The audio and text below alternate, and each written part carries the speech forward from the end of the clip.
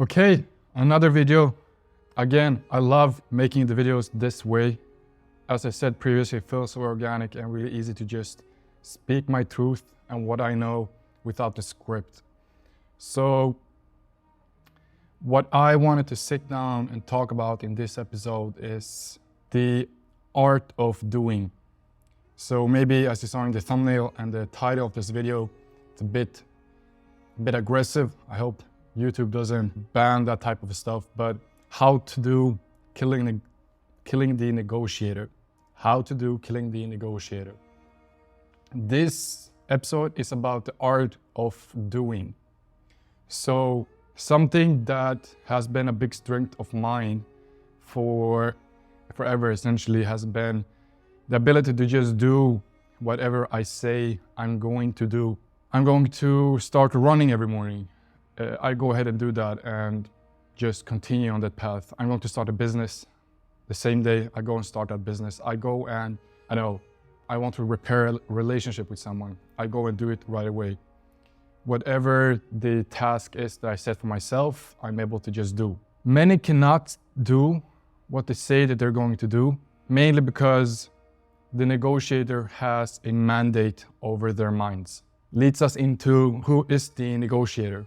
So just to quote what I wrote down here about my belief about the negotiator is the voice in your head. The negotiator is planted there by the pleasure seeker in you. His main job is to maximize pleasure and minimize friction. So whether you want to see the negotiator as an evolutionary feature that we developed or something completely different, maybe it's a modern byproduct of the modern human. If we're going to look at it, which I like to do, I like to look at everything about me and about humans from an evolutionary standpoint, since it's easier to make sense of things. If we do that, then the negotiator is tough to find a place in our evolution. But if we go all the way back to a time where humans were not at the top of the food chain, there were other things at the top of the food chain, and death was always right around the corner for us. And there wasn't these comforts that we have today, the instant, personal assistant we have in our pockets, housing that we have it today, heat on demand, water on tap. All of these things was something that we worked day in and day out to get. Finding water, finding food, finding shelter. Daily survival was part of that time. But I believe that if we're going to think of the negotiator as an evolutionary trait, then the way I would say it is that the negotiator had one sole purpose, and that is to reserve energy of humans of that time. Since we were doing all of these things, there had to be something that kind of guided us into saving some energy. Just take it easy, don't take yourself out, and save some of that energy for worse days. That's how I would see the negotiator as an evolutionary trait. He was there to make sure that we save our energy and don't just burn it. And when an apex predator came around the corner, we were too exhausted to even escape it or do anything about it. Or if a catastrophe hit us, not having enough energy to survive it. So the negotiator was there to make sure that we reserve as much energy as possible for us to have use of it on worse days. That was a time when we were forced to daily work and daily survive and do a lot of things as a default. We walked long distances. We had to hunt and kill for food. We had to search for water and new shelter. We had things to do all the time. So the negotiator could have struck a good balance in that lifestyle. We humans modernized way too fast for our biology to catch up with the comforts that we have today. And the negotiator didn't go anywhere. He's still with us. He's still planted there in our mind, still pushing with the same purpose of reserving our energy for worse days. With all of these comforts today, we don't have that death around the corner as our ancestors had it. And we don't have anything threatening us in the same way like they were. meaning that only thing that's left is the negotiator. The negotiator has sole mandate over our minds. As I said, his main job is to maximize pleasure and minimize friction to save us energy. In our modern world, he has a dangerous effect on us rather than an effect of survival.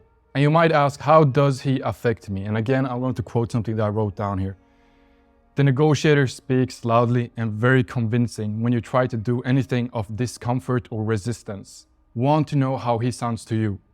Go take a cold shower, or go out for a 30-minute run, or do something you hate. He is always there when you try to do that. So the negotiator becomes very loud when you try to do something that will be of discomfort or of friction.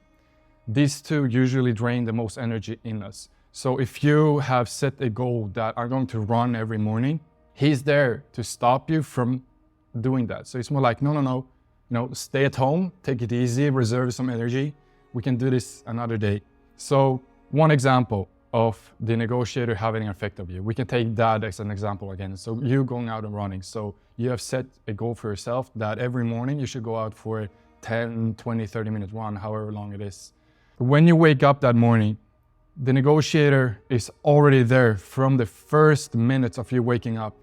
He knows what your goal has been set at. He knows that your goal for this morning is go out for a run. So he's already plotting, he's already creating a strategy to convince you otherwise, to convince you to postpone this run that you want to go on, and rather kind of create this comfort of staying in your bed, staying at home, doing something else, anything that would reserve you energy. This is his main purpose. Today, there's a lot of things in our modern world that we have to do to progress or do anything worth our time in terms of career or physical improvements or mental improvements.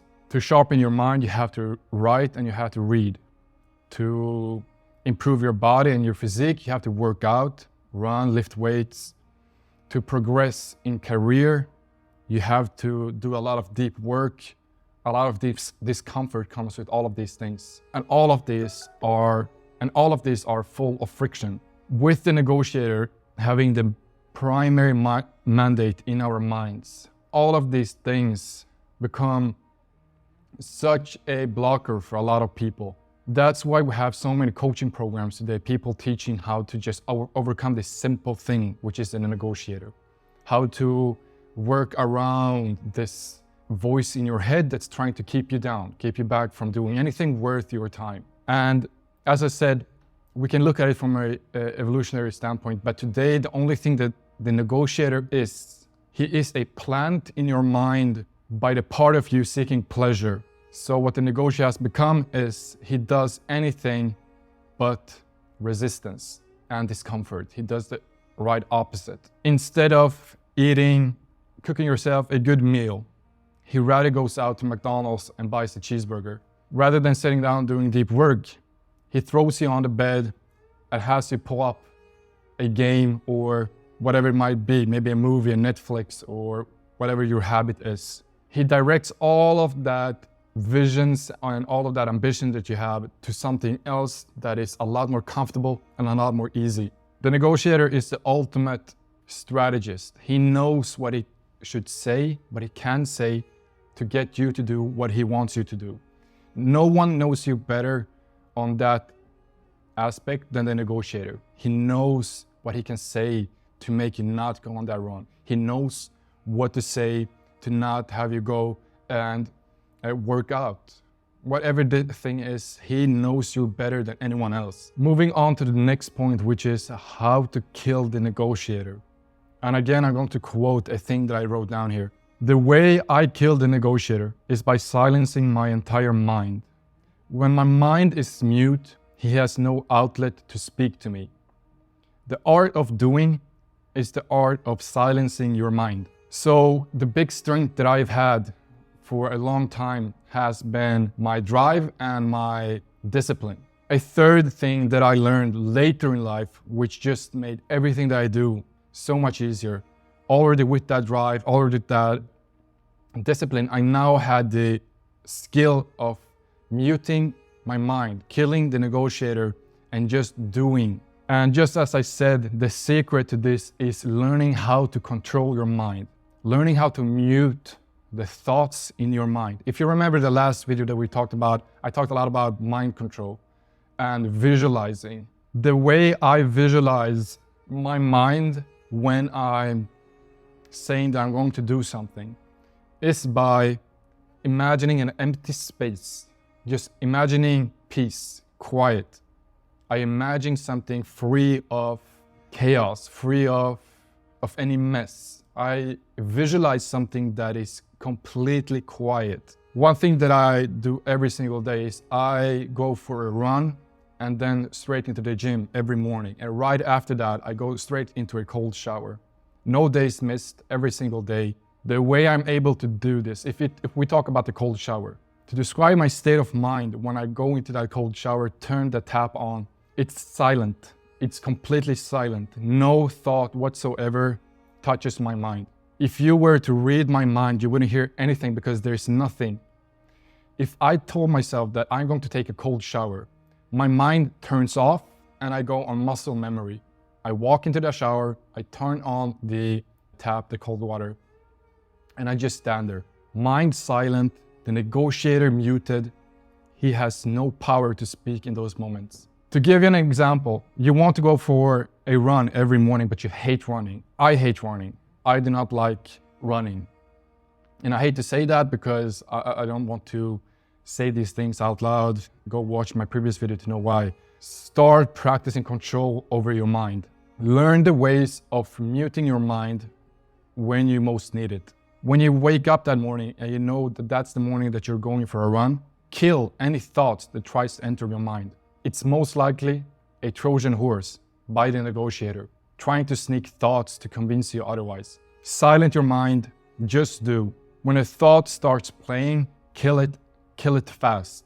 That's the secret to doing. You're surely seeing all the ads the ad campaign or slogan of Nike, just do it. But there's a lot more just to that. For a person that doesn't learn the concept of silencing their mind, killing the negotiator, just doing, it's not that simple. If you just try to do something with the negotiator in full effect and all of the other evil voices in your head that try to steer you away from doing the thing that you've set out to do, whatever you're doing, it's going to be 100 times harder. Some people call it the alter ego, and there's many different ways to look at it, this voice, and who it is, what it is. I look at it as the negotiator that was created by evolutionary needs and later was employed by the pleasure center. That's all I see the negotiator as. And I do not believe that you can fully kill the negotiator, fully make him disappear. But I do think that you can bury him deep into your mind where his speeches are no longer as loud as they used to be. I have the ability to go and do something that I've set out to do and completely mute him, right? I can hear him screaming. I can hear him screaming his thoughts, his points, his attempts to convince me. And many times it sounds like he has a really good point. And that's his job. He says things that make sense. If you're going to go for a run, and what he's going to do, if you look out of the window and you see that it's snowing or raining or looking a bit chilly, he will bring up the good point that maybe it's too cold today. We can postpone this for next week or tomorrow. And to you, it might sound, yeah, actually, it looks a bit cold. Maybe I should just stay home today and leave this for tomorrow. Or he might take something that's pressing, something that's touching a sweet spot in you, or some angst. Could be a meeting that you have to prepare for today. So when you wake up that morning and go for a run, he might say, but we should maybe take this time to prepare for the meeting. So what he's doing is he's trying to use this other thing to convince you, to make it make sense to you that why you should skip having the run is because you have this other thing that you have to prepare for. And when you've stayed in and you have this other thing to prepare for, he will continue to negotiate you for this thing too, he will say that probably should wait until about an hour before you do it, because why waste the time now? The negotiator doesn't rest. He never gets tired. He has a never-ending voice. Every time something of discomfort or friction is something that you want to do, he's there. The negotiator is real, and the only way to kill him is by silencing your mind. Go watch my previous video to get a bit of insight on how to practice your mind, practice a bit of the control that you have over yourself, practicing visualization. As I said, my example for how I kill the negotiator is by completely silencing my mind. When I'm going out for a run every morning, and I do it every single morning, when I have pains in my hamstrings, when my knee hurts, when maybe if I had a bad night of sleep, even if it's a sandstorm outside, I silence any voice in my head that I might have. I pull on my shoes, tie the laces, and I'm out. All the way out from the bed to me walking out of the door and starting to run, I've killed every single thought that has tried to enter my mind. Because what you have to believe, what you have to know, is that every thought during this period of you preparing to do this thing that you know will be uncomfortable or full of friction, you have to at least consider that every thought that tries to come into your head might be a Trojan horse. It might be a thought packaged by something else, right? In the core of it, it's something that the negotiator wants to get through to you, and it packages in something else. The thought could be, oh, before you go out, check your email. But at the core of it, he wants to find an excuse to why not go out. Could be trying to find an email that ties you to staying at home and just preparing for something else. Or it could be his way of tying you to scrolling your phone. And when you scroll your phone for 10, 20, 30 minutes, he now says, well, the morning is gone, so we might as well just skip the run for today and do something else. This is the power of the negotiator. He's the most clever, the best strategist that you will ever face, and the only way to kill him is by silencing him.